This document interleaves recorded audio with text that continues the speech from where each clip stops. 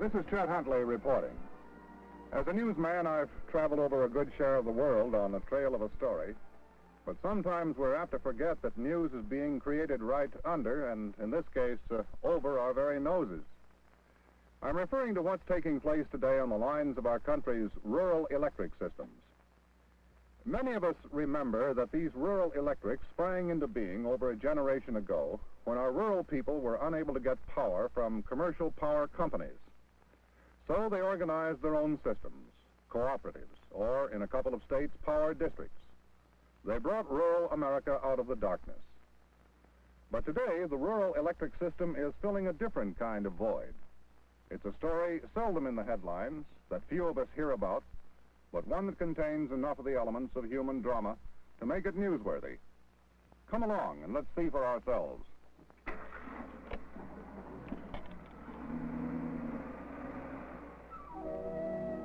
Main Street today reflects the decline that's taken place throughout many areas of rural America, with individual farm income less than half our national average, with employment opportunities for farm youth steadily shrinking along with a number of our nation's farms. What's left for these young people? An out-migration from the farm to the city. You can see it all over the country. Untrained rural youth hoping to find jobs and security in the city, but most of them finding only a place on the lines of the unskilled and the unemployed. Meanwhile, they leave behind a stagnant economy.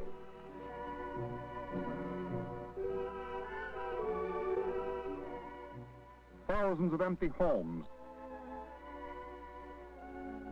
and idle resources. This, in many areas of our country today, is rural America. But lately, in this picture of growing economic decay, a new power is being felt.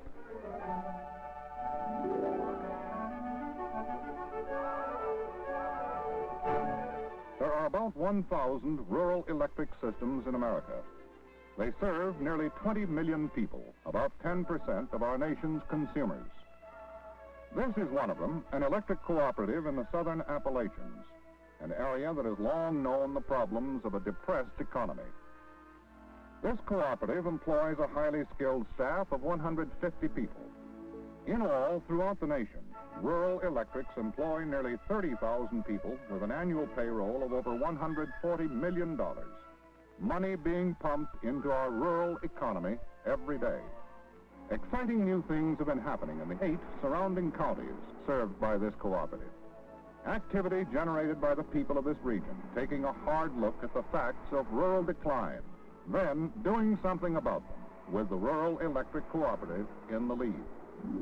Result, a wide array of new industries, from paper products to the raising of chicken, from textiles to food processing, from furniture manufacturing to electronics.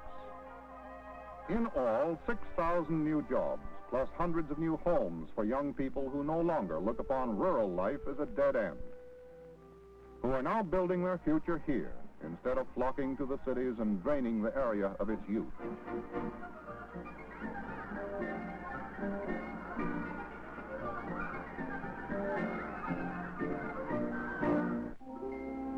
How did all of this happen?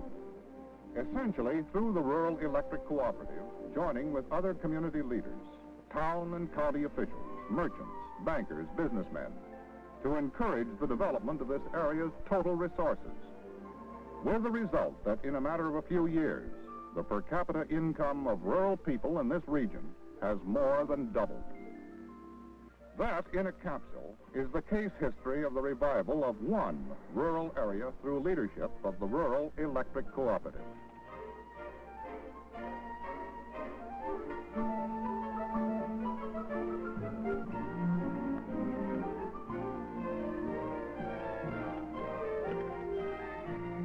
But there are hundreds of such stories all over the country, telling how our nation's rural electric systems are responding to the needs of their communities. As you know, our federal, state, and local governments have long been concerned about the need for rural development. Today, the combined force of many programs is trained on that problem. But all of these programs call for someone at the community level to pick up the ball and run with it. In a great many cases, the principal ball carrier is the Rural Electric Cooperative. Why? Because in many areas it's the largest single business enterprise in the rural community, because it has a trained staff, because it has widespread contacts in the area, all helpful in forming a development council or in raising money or evaluating local resources. The pattern varies. For example, take this region. The Rural Electric Cooperative on its own started an industrial park. Elsewhere, it sparked a development association, which, with the help of a government program, put to use a long unused local resource. In another case, the contribution may simply be low-cost electricity, an important development factor in itself. But in every case, our nation's rural electric systems are fulfilling an important mission, serving the interests of our rural economy and those of their own members, which is, in fact, the same thing.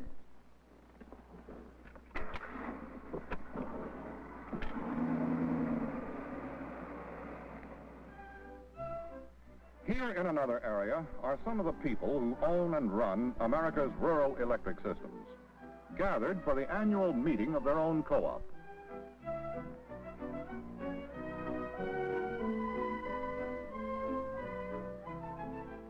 These consumers are also owners in their non-profit cooperative.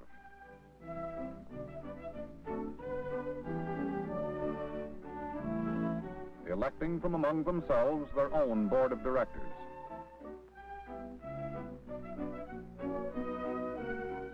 Today, the word pioneer is considerably overworked. But for me, at least, there's no better way to describe people like these, whose family roots are embedded deep in our nation's heritage.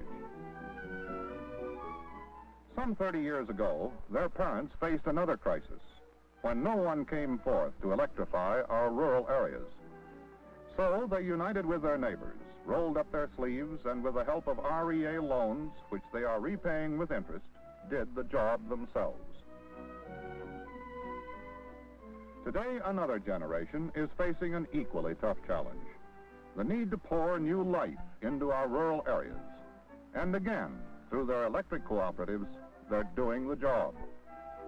But rural development is only one side of the story of the Rural Electric Cooperative's contribution to modern-day life.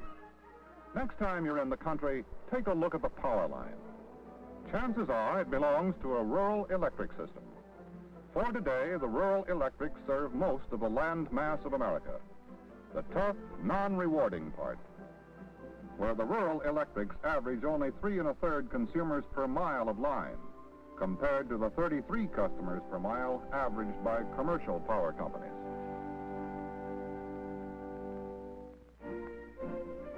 In many remote areas of our nation, the rural electrics line was already there.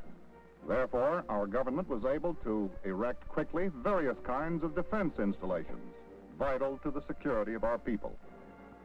And so today, from Alaska across our northern tier of states, as well as in many other areas of our country, you'll find hundreds of missile and other defense installations on the line of our rural electric systems, part of their contribution to the space age and the security of all Americans.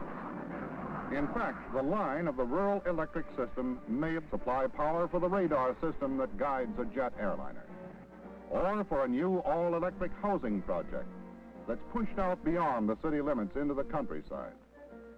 This once non-fruitful territory, always served by the rural electric system, has developed as people moved into the area.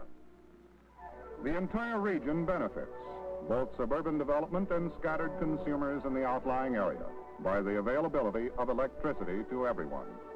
The farm is still there, however, and still the backbone of our rural electric systems. Today, practically all farms have electricity, and most of these are served by the rural electric system. A far cry from 30 years ago, when only 1 out of 10 farms was electrified. During this span of time, low-cost electricity has helped revolutionize American farm productivity, a revolution that has extended into the farm home as well.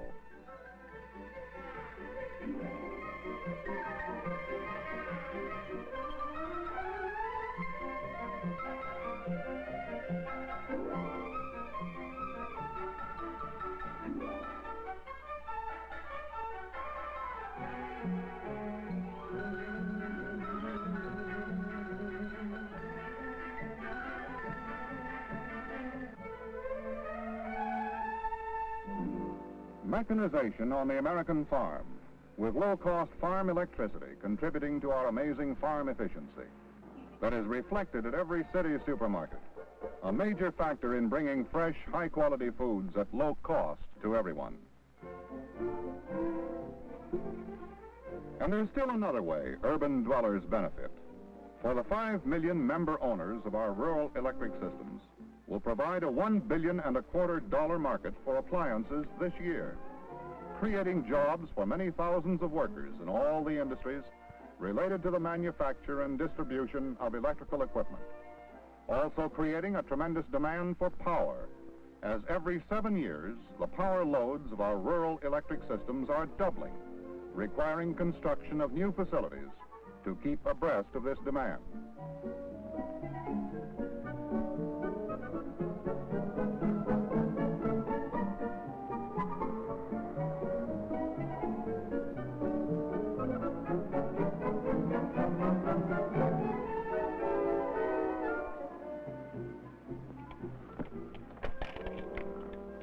That, in brief, is the story of America's dynamic rural electric systems.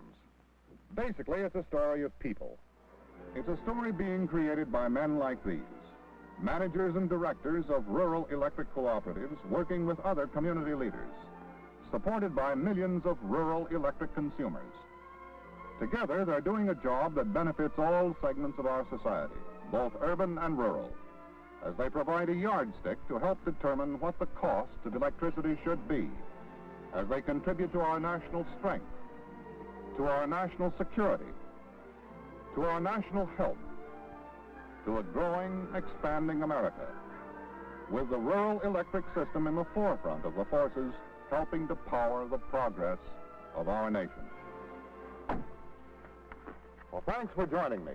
And speaking of getting something on the line, I've got a job to do myself.